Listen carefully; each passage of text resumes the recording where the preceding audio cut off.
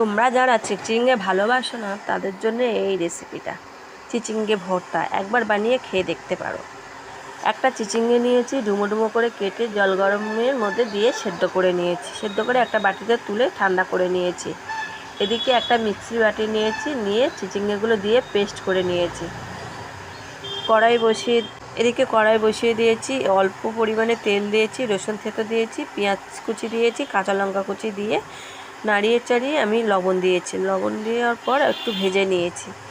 আর এখানে তেলটা দিয়েছি একদম অল্প পরিমাণে তেল দিয়েছি। আপনারা যদি বেশি তেল দিতে চান দিতে পারেন, আমি অল্প তেলেই করেছি, খুব সুন্দর হয়েছিল। আর এখানে চিংড়ি মাছ দিয়েছি, 100 গ্রাম মতন চিংড়ি মাছ দিয়েছি। চিংড়ি মাছ দিয়ে যতক্ষণ না ভাজা হচ্ছে ততক্ষণ চিংড়ি মাছ নাড়াচাড়া করছি।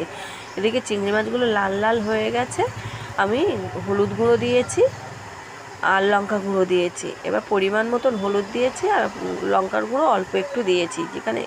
এখানে 4-5টা আমি কাঁচা লঙ্কা দিয়েছিলাম, একটু ঝাল ঝাল না হলে ভালো লাগে না এটা।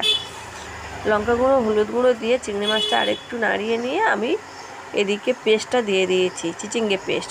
আর চিচিঙ্গে পেস্ট করার সময় অনেকটা জল উঠে গেছিলো।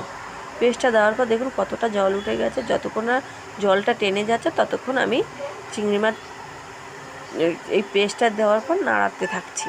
এবার কিছুক্ষণ পর পর আমি নাড়িয়ে দিচ্ছি যতক্ষণ না জলটা টেনে নেবে। আর জলটা টেনে নেওয়ার পর একটা সুন্দর কালার চলে আসবে।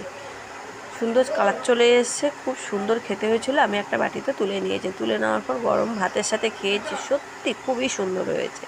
আপনারা যারা চিচিঙ্গে ভালোবাসেন না তারা এই চিচিঙ্গে রেসিপিটা একবার ট্রাই করে দেখতে পারো, আর কেমন হয়েছে জানাতে ভুলবেন না। আর যারা নতুন তারা সাবস্ক্রাইব করে পাশে থাকবেন।